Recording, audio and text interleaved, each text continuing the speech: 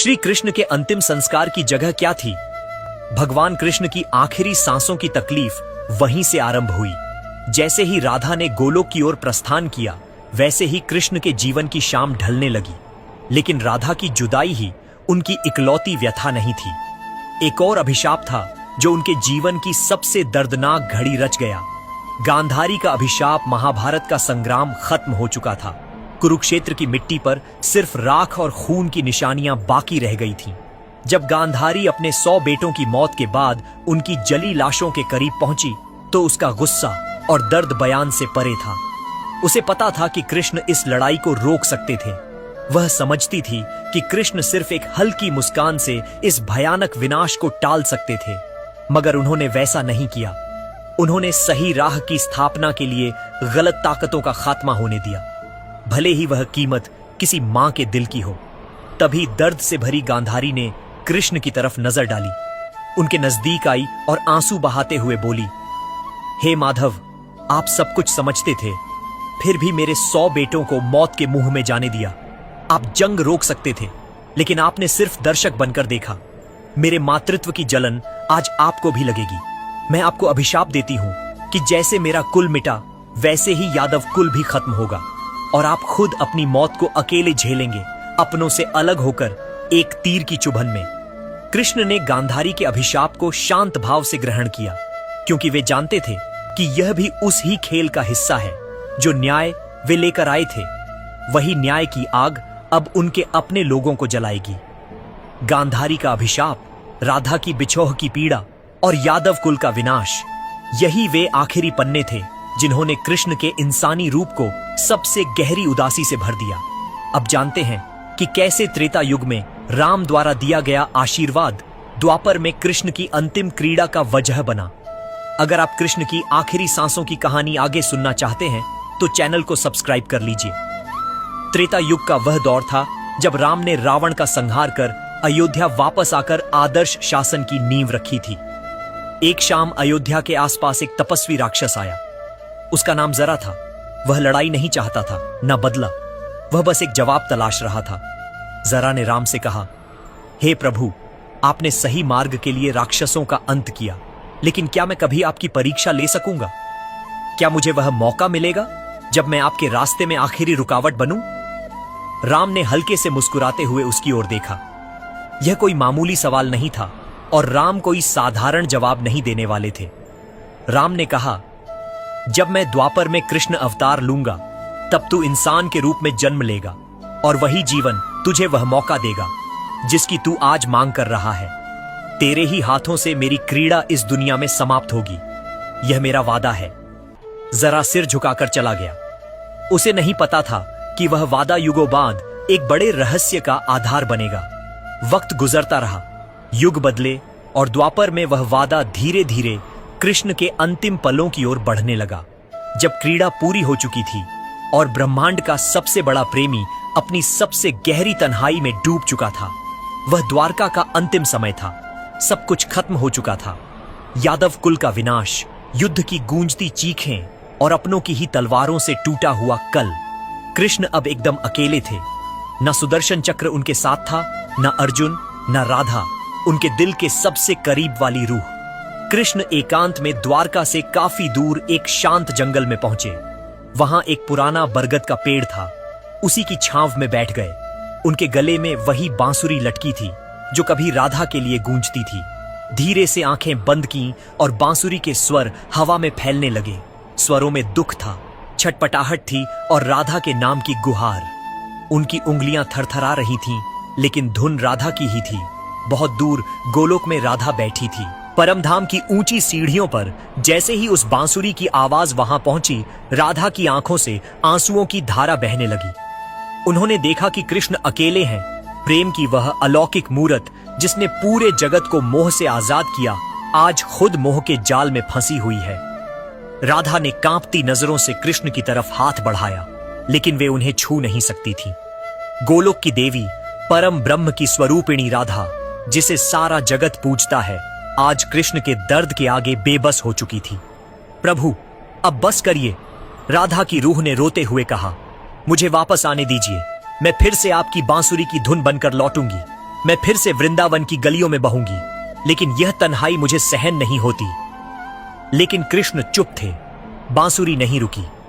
बस स्वर धीमे हो गए, जैसे किसी नदी की आखिरी लहरें चट्टानों से टकराकर थक चुकी हों। आसमान सन्नाटे में डूबा था, धरती खामोश थी और समय उस पल से आगे बढ़ना जैसे भूल गया जब खुद ईश्वर थक गया। धीरे धीरे शाम उतर रही थी। बरगद का वह पेड़ जो सालों से सिर्फ एक गवाह था, आज कृष्ण की आखिरी सांसों का साक्षी बनने वाला था। उसकी जड़ों के पास वह शरीर बैठा था जिसने पूरे युग को संभाला, जिसके इशारे पर सही राह टिकी रही। आज वही शरीर कांप रहा था, अकेला, शांत और बिखरा हुआ। कृष्ण की आंखें बंद थीं, लेकिन मन में तूफान मचा था। एक जीवन जिसमें कभी आराम नहीं मिला। मैं पैदा हुआ तो मां की गोद भी पूरी तरह नसीब नहीं हुई। देवकी के गर्भ से जन्म लिया, लेकिन पहली बार आंख खोली तो चारों तरफ कैद खाने की दीवारें थीं। यशोदा मां ने बड़ा किया, लेकिन जन्म देने वाली मां को देखने तक का मौका नहीं मिला। मां के छूने की चाह, बचपन की मासूम मुस्कान कभी जी न सका। जिस उम्र में बच्चे खेलते कूदते हैं, मैं दानवों से भिड़ा। फिर आया मोहब्बत। राधा, मेरा सबसे खूबसूरत, सबसे पाक सा अनुभव। लेकिन क्या मिला? न नाम के साथ जुड़ सकी, न जीवन भर साथ निभा सकी। मैंने चाहत की, लेकिन पूरी न कर सका। हर जन्म में उससे अलग होना तय था। क्या यही चाहत थी?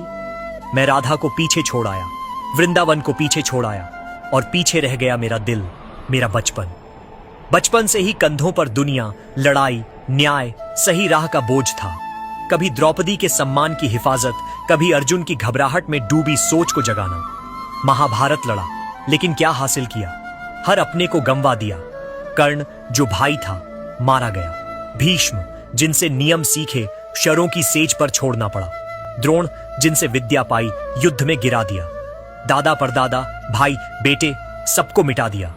मैंने सही राह बचाई, लेकिन अपना कुल न बचा सका। यादव कुल अपनों के हाथों, अपनों का खात्मा। मैंने सब कुछ खो दिया। आज न बलराम है, न सुदामा, न अर्जुन, न राधा, न वह वृंदावन। मेरे पास है तो सिर्फ एक बांसुरी, जिसे अब सुनने वाले कान नहीं बचे। अब जब बजाता हूं तो हर धुन में राधा की याद दर्द बनकर लौटती है। आज मैं हार गया हूं, हार गया हूं। जगत को सिखाते सिखाते मोहब्बत की छोड़नी पड़ी। मां मिली, दूर हो गई। भाई मिले, संग्राम में गंवा दिए। सत्ता मिली, लेकिन खुशी कभी ना आई। इतना सब झेलने के बाद भी आज मेरी आखिरी सांसें हैं, और मैं अकेला हूं इस बरगद के नीचे, जहां कोई नहीं सिवाय मेरी टूटी बांसुरी के। शायद अब यही सही है। शायद अब राधा के पास वापस जाने का वक्त आ गया है।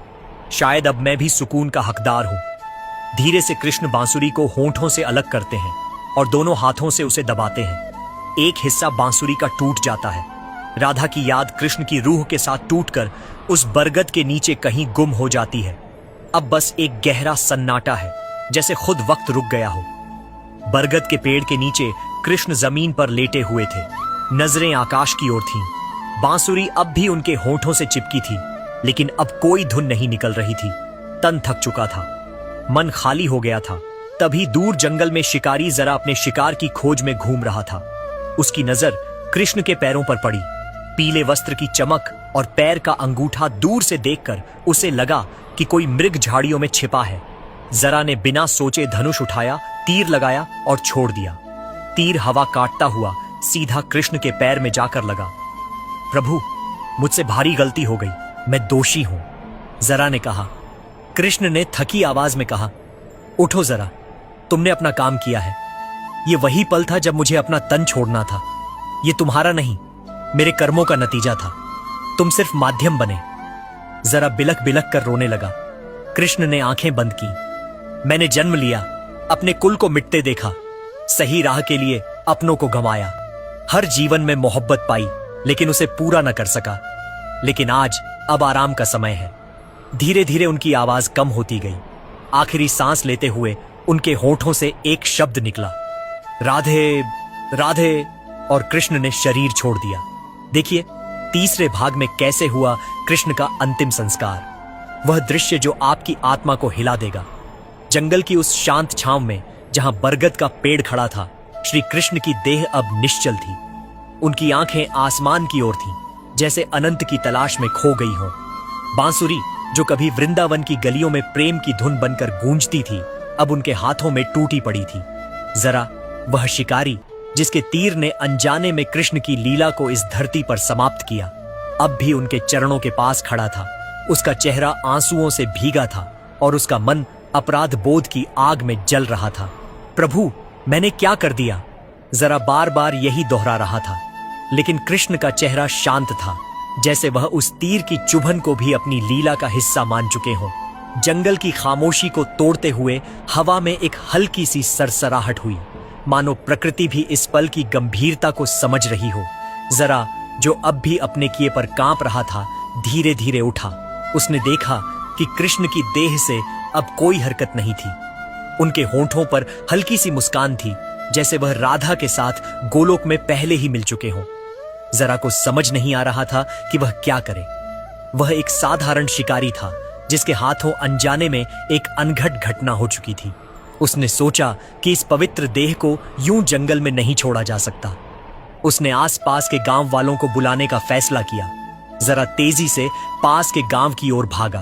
उसकी आवाज में घबराहट थी और उसका दिल भय से भरा था। गांव पहुंचते ही उसने लोगों को इकट्ठा किया और रोते हुए बताया, मैंने एक भयंकर भूल कर दी। जंगल में एक महापुरुष की देह पड़ी है। मैंने अनजाने में उन्हें तीर मार दिया। कृपया मेरे साथ चलें, हमें उनकी अंतिम क्रिया करनी होगी। गांव वालों ने जरा की बात सुनी, लेकिन उनके मन में संदेह था। वे सोच रहे थे कि यह कोई साधारण इंसान नहीं हो सकता जिसके लिए जरा इतना व्याकुल है। कुछ बुजुर्गों ने जरा से पूछा, कौन थे वे? क्या कोई संत या तपस्वी? जरा ने सिर झुकाकर कहा, मैं नहीं जानता, लेकिन उनके चेहरे पर ऐसी शांति थी जैसे वे कोई साधारण मनुष्य नहीं। उनके गले में एक टूटी बांसुरी थी और उनके कपड़े पीले रंग के थे। यह सुनते ही गांव के एक बुजुर्ग साधु जो पास के आश्रम में रहते थे चौंक गए। उन्होंने कहा, यह तो श्री कृष्ण हो सकते हैं, द्वारका के स्वामी, यादवों के रक्षक।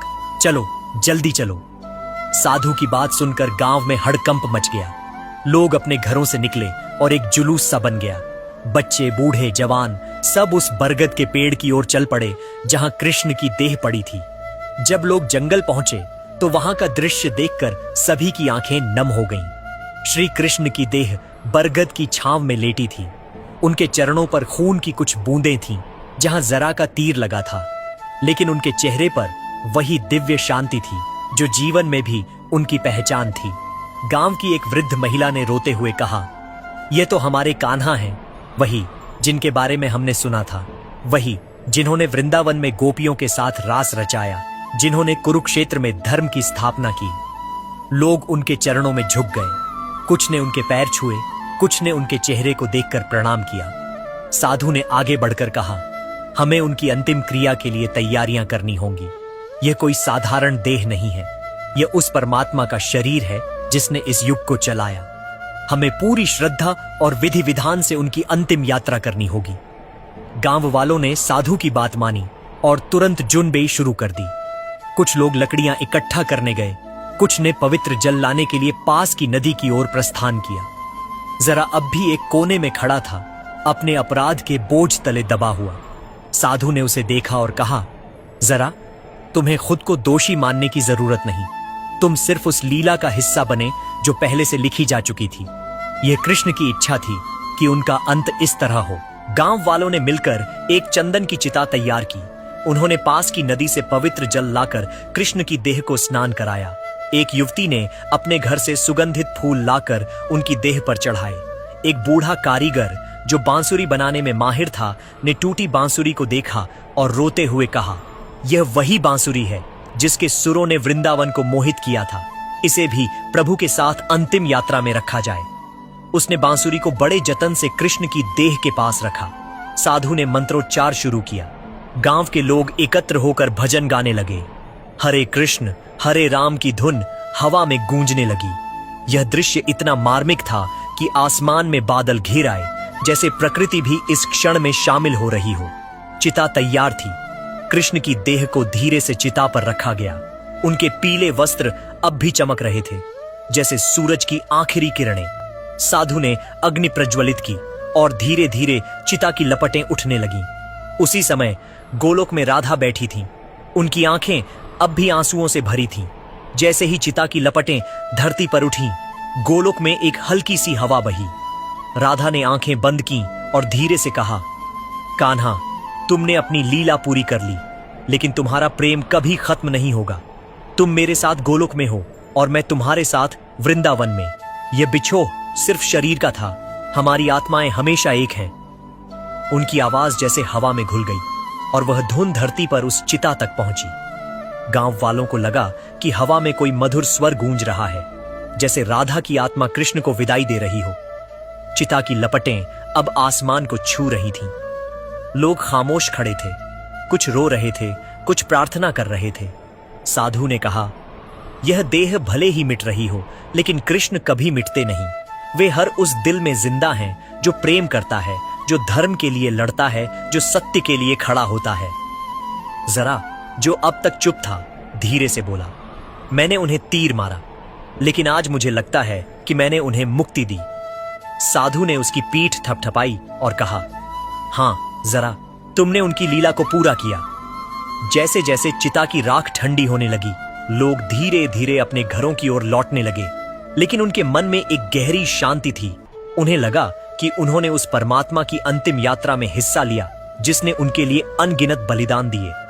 बरगद का पेड़ अब भी खड़ा था, जैसे वह इस पवित्र घटना का साक्षी बनकर हमेशा वहां रहेगा। श्री कृष्ण की कहानी यहीं खत्म नहीं होती।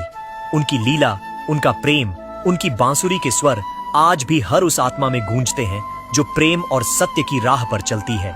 द्वारका का वह राजा, वृंदावन का वह ग्वाला और कुरुक्षेत्र का वह सारथी आज भी हमारे बीच है, हमारे भजनों में, हमारी कहानियों में, हमारे दिलों में। अब इस कहानी को और गहराई से समझने के लिए अपने विचार हमारे साथ साझा करें। नीचे कमेंट करें और बताएं कि श्री कृष्ण की यह अंतिम यात्रा आपको कैसी लगी। क्या इस कहानी ने आपके दिल को छुआ?